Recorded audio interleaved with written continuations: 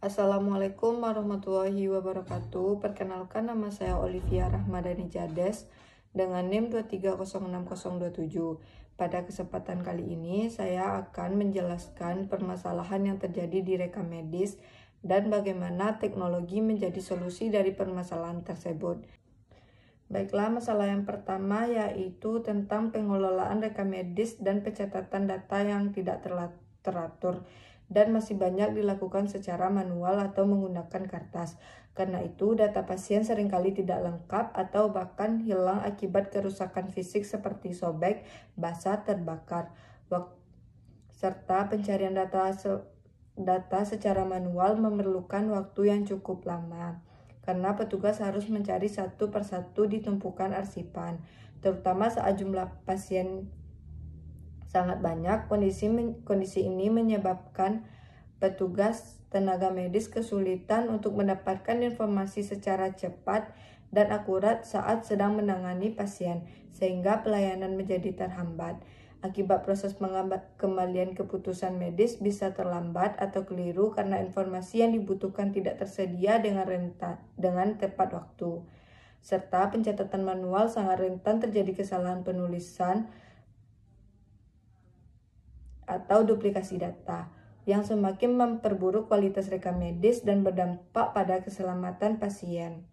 Solusi dari permasalahan tersebut yaitu dengan menggunakan teknologi rekam medis elektronik.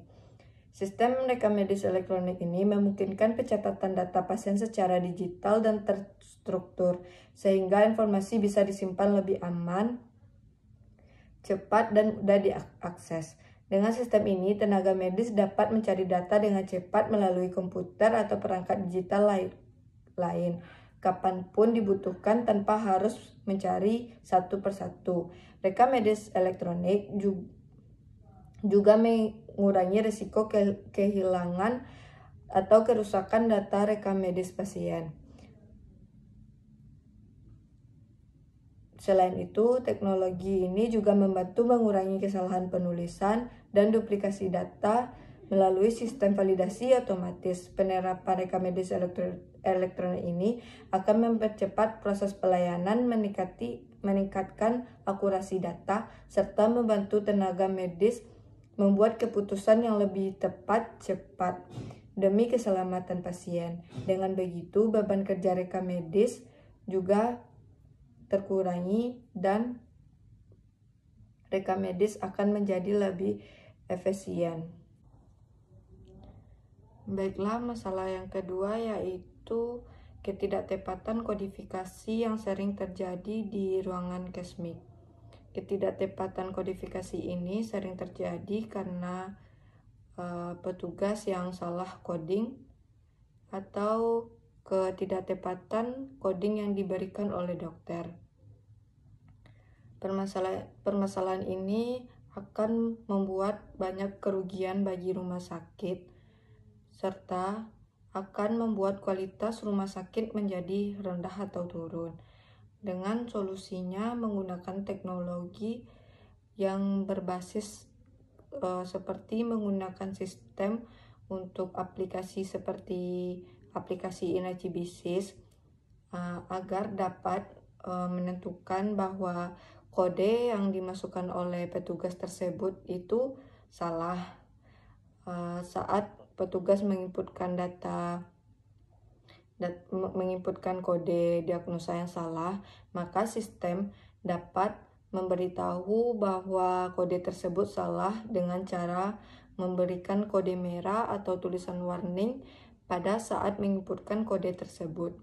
Dengan adanya sistem ini dapat membantu ketidaktepatan kodifikasi ini menjadi berkurang di rumah sakit. Masalah ketiga yaitu masalah yang saya temui saat saya PKL.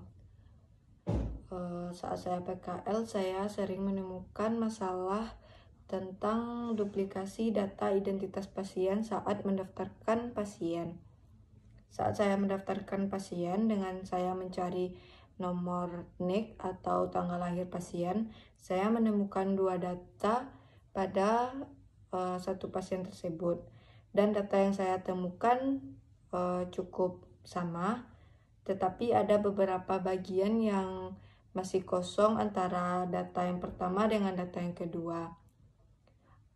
Permasalahan ini dapat mempengaruhi bagi kualitas pelayanan rekam medis karena bisa dokter salah memberikan riwayat kepada data yang pertama atau data yang kedua.